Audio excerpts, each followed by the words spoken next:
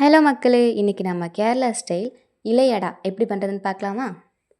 நான் இன்றைக்கி பச்சரிசியை அரைச்சி பொடியாக்கி வச்சுருக்கேன். உங்கள்கிட்ட ரெடிமேட் பச்சரிசி மாவு இருந்தாலும் நீங்கள் அதையும் யூஸ் பண்ணிக்கலாம்.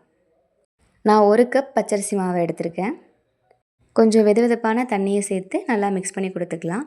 பச்சை தண்ணி இதில் சேர்க்கக்கூடாது, ஏன்னா மாவு ரொம்ப கெட்டியாக வந்துடும். கொஞ்சம் சூடாக கை வைக்கிற பதத்தில் இருக்க தண்ணியை சேர்த்துட்டோம்னா அடை பண்ணும்போது ரொம்ப சாஃப்டாக கிடைக்கும். கொஞ்சம் கொஞ்சமாக தண்ணி சேர்த்து நல்லா மிக்ஸ் பண்ணி கொடுத்துடலாம். சப்பாத்தி மாவுக்கு பிசைகிற மாதிரி ரொம்ப அழுத்தம் கொடுத்து பிசைய வேண்டாம். விரல்களை வச்சு ரொம்ப லேசாக பிசைஞ்சு கொடுத்தா போதும்.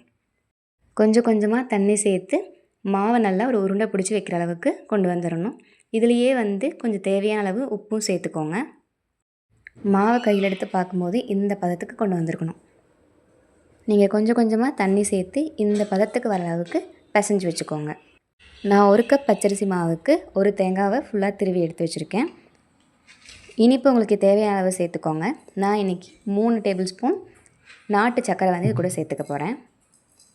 நான் 1 கப் பச்சரிசி மாவுக்கு ஒரு தேங்காவும் 3 டேபிள் ஸ்பூன் நாட்டு சர்க்கரையும் எடுத்திருக்கேன். உங்களுக்கு தேவையான அளவை இதிலேருந்து நீங்கள் கரெக்டாக எடுத்து வச்சுக்கோங்க. நாட்டு சர்க்கரையும் தேங்காயும் நல்லா மிக்ஸ் பண்ணி வச்சிடலாம். உங்களுக்கு ஏலக்காய் பிடிக்கும்னா அதை பவுடராக கூட சேர்த்துக்கலாம், இல்லைன்னா ஏலக்காவை இடித்து கூட போட்டுக்கலாம். எனக்கு பெருசாக ஏலக்காய் ஸ்மெல் பிடிக்காதங்கிறதுனால நான் இதில் ஆட் பண்ணல. இனி இலை அடை எப்படி பண்ணுறதுன்னு பார்க்கலாம்.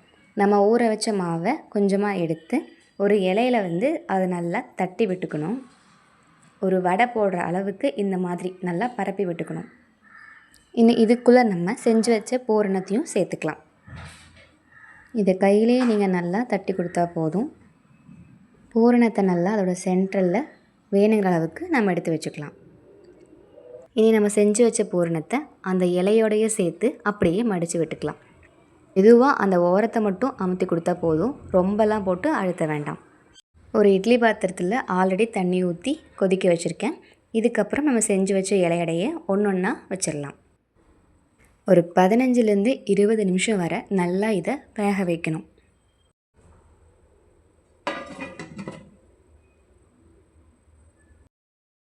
இப்போ 20 மினிட்ஸ் ஆச்சு. இந்த அளவுக்கு நல்லா வெந்திருக்கணும். அவ்வளோதான் மக்களே, நம்மளோட ஈஸியான கேரளா ஸ்டைல் இலை அடை ரெடி. இந்த ரெசிபி உங்களுக்கு பிடிச்சிருக்குன்னு நம்புகிறேன். நீங்களும் வீட்டில் ட்ரை பண்ணிவிட்டு பிடிச்சிருந்தால் லைக் பண்ணுங்கள், எப்படி இருக்குன்னு சொல்லி கமெண்ட் பண்ணுங்கள், அப்படியே அந்த சப்ஸ்கிரைபும் பண்ணிவிடுங்களேன்.